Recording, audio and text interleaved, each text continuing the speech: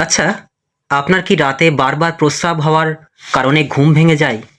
বিছানায় যাওয়ার পর দেখা যায় ১-২ ঘন্টা পর পরই বাথরুমে দৌড়াতে হচ্ছে? আর এই বারবার প্রস্রাব করতে গিয়ে আপনার রাতের ঘুমটা কি একেবারে লাটে উঠেছে? শুধু তাই নয়, প্রস্রাব করার সময় কি জ্বালা-পোড়া করে নাকি তলপেটে একটা অস্বস্তি বোধ হয়? শরীরটা সারাদিন কেমন যেন দুর্বল লাগে, কোনো কাজে এনার্জি পান না। যদি আপনার উত্তর হ্যাঁ হয়, তবে আজকের এই ভিডিওটি আপনার জীবনের সেরা একটা ভিডিও হতে চলেছে। কারণ আজ আমি আপনাদের কোনো দামি ওষুধ বা ডাক্তারি টেস্টের কথা বলবো না। আজ আমি আপনাদের সাথে কথা বলবো আমাদের প্রত্যেকের রান্নাঘরে থাকা অত্যন্ত সাধারণ একটা জিনিস নিয়ে, তা হলো আদা। হ্যাঁ, ঠিকই শুনেছেন। এই আদা যদি আপনি সঠিক নিয়মে সঠিক পরিমাণে খেতে পারেন, তবে মাত্র কয়েক দিনেই আপনার এই বারবার প্রস্রাবের সমস্যা, জ্বালা পোড়া এবং শারীরিক দুর্বলতা 99% পর্যন্ত কমে যাবে। আমি আপনাদের কোনো মন গড়া গল্প বলছি না। আজ আপনাদের আমি জানাবো আদার মধ্যে লুকিয়ে থাকা সেই বৈজ্ঞানিক সত্য এবং প্রাকৃতিক গুণাবলী সম্পর্কে, যা আপনার শরীরের ভোল বদলে দেবে। তাই পুরো ভিডিওটি মন দিয়ে দেখুন, কারণ অর্ধেক জ্ঞান কিন্তু বিপদের কারণ হতে পারে। তাই কিভাবে আদা খাবেন, কখন খাবেন এবং কাদের খাওয়া উচিত এবং কাদের উচিত নয়, সবটা আজ বিস্তারিত জানাবো। চলুন শুরু করা যাক। তো আমাদের আগে জানতে হবে সমস্যা কেন হচ্ছে। আমরা সমাধানের আগে জানবো কেন আমাদের এই বারবার প্রস্রাবের সমস্যা হয়। কারণ গোড়াটা না জানলে সমাধান স্থায়ী হয় না। তো প্রথম যে কারণটা আমি বলবো, বয়স বাড়ার সাথে সাথে আমাদের প্রস্রাবের থলি বা ব্লাডার সেটা নমনীয়তা হারায়, ফলে অল্প প্রস্রাব জমা হলে মনে হয় এখনই বাথরুমে যেতে হবে। আর প্রস্রাবের ইনফেকশন বা ইউটিআই, অনেক সময় আমাদের প্রস্রাবের থলিতে বা নালীতে ব্যাকটেরিয়ার সংক্রমণ হয়। এর ফলে প্রস্রাব করার সময় জ্বালা করে এবং বারবার যাওয়ার তাগিদ অনুভব হয়। তারপরে পোস্টেরের সমস্যা, মানে যেটাকে পুরুষদের মধ্যে, মধ্যবয়সী পুরুষদের ক্ষেত্রে প্রোস্টেট গ্রন্থি বড় হয়ে গেলে প্রস্রাবের রাস্তায় চাপ সৃষ্টি করে, ফলে বারবার বাথরুমে যেতে হয়, কিন্তু পেট পরিষ্কার হয় না। আর অতিরিক্ত চিনি বা ডায়াবেটিস থাকলে রক্তে শর্করার মাত্রা বেড়ে গেলে শরীর সেটা বের করে দেওয়ার চেষ্টা করে, যার ফলে ঘন ঘন প্রস্রাব পায়। তারপরে আরেকটা জিনিস, কিডনির কার্যকারিতা।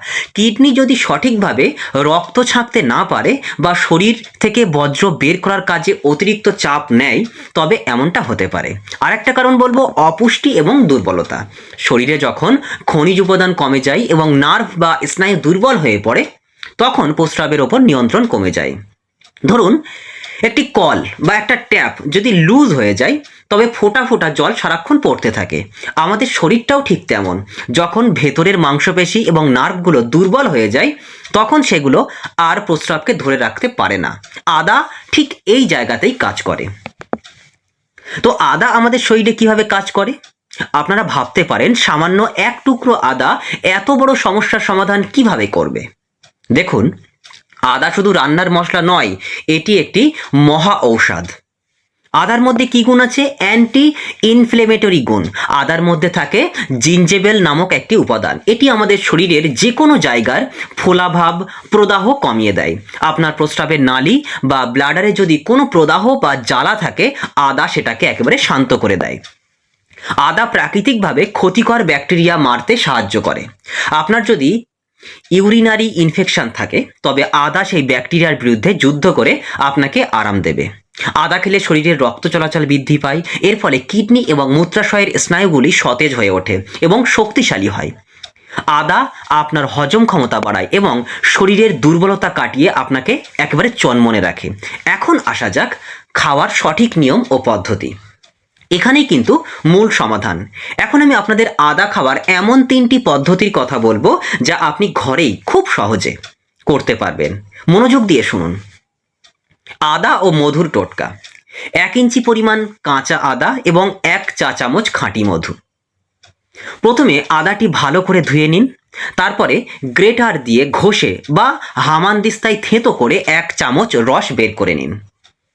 ওই 1 চামচ আদার রসের সাথে 1 চামচ মধু মিশিয়ে নিন। রাতে ঘুমানোর ঠিক 30 মিনিট আগে এটি খেয়ে নিন।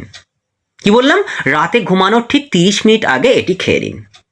এটি আপনার মূত্রাশয়ের পেশিকে শান্ত করবে এবং রাতে বারবার ঘুম ভাঙার হাত থেকে বাঁচাবে। দ্বিতীয় স্টেপে আদা জল বা আদা চা, যাদের জ্বালা পোড়া করে আর কি প্রস্রাবে, আদা কুচি এবং 1 গ্লাস জল। 1 গ্লাস জলে কয়েক টুকরো আদা দিয়ে 10 মিনিট ফোটান। জলটা যখন অর্ধেক হয়ে আসবে তখন ছেঁকে নিন। হালকা গরম থাকা অবস্থায় দিনে 2 বার, সকালে জল খাবারের পর এবং বিকেলে এটি পান করুন। এটি শরীর থেকে টক্সিন বের করে দেবে এবং প্রস্রাবের জ্বালাপোড়া পুরোপুরি কমিয়ে দেবে। তৃতীয় পদ্ধতি, আদা ও বিট নুন। যাদের হজমের সমস্যার কারণে প্রস্রাবের সমস্যা হয় তারা 1 টুকরো কাঁচা আদার ওপর সামান্য বিট নুন ছিটিয়ে চিবিয়ে খেতে পারেন। এটি খাবার 10-15 মিনিট পর হালকা গরম জল খেয়ে নিন। তবে 18 থেকে 40 বছর যাদের বয়স, এরা প্রতিদিন 1 থেকে 2 চামচ আদার রস খেতে পারেন। যাদের 40 থেকে 60 বছর বয়স, এই বয়সে প্রসেসড বা হরমোনের সমস্যা থাকে, তাই 1 চামচ আদার রস মধুর সাথে মেশানোই যথেষ্ট হবে। আর 60 বছরের বেশি যাদের বয়স, সেই সমস্ত বয়স্ক মানুষদের জন্য 1/2 চামচ আদার রস ঈষদ উষ্ণ জলের সাথে মিশিয়ে খাওয়া সবচেয়ে নিরাপদ।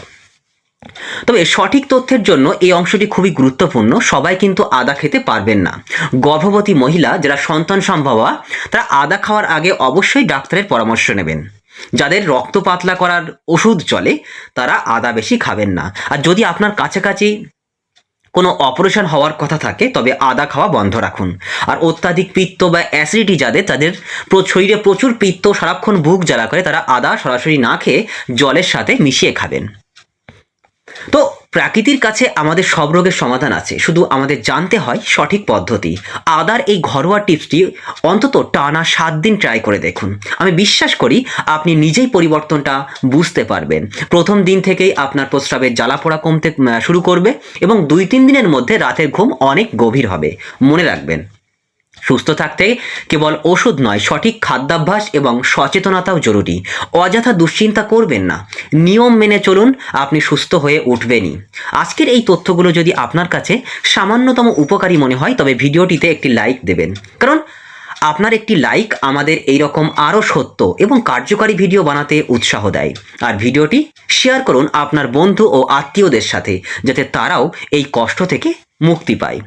আপনার কোনো প্রশ্ন থাকলে অবশ্যই কমেন্টে লিখবেন বা জানাবেন, আমি প্রত্যেকের উত্তর দেওয়ার চেষ্টা করব। দেখা হবে পরবর্তী ভিডিওটিতে অন্য কোনো প্রাকৃতিক সমাধান নিয়ে। ততক্ষণ পর্যন্ত ভালো থাকুন, সুস্থ থাকুন। ধন্যবাদ।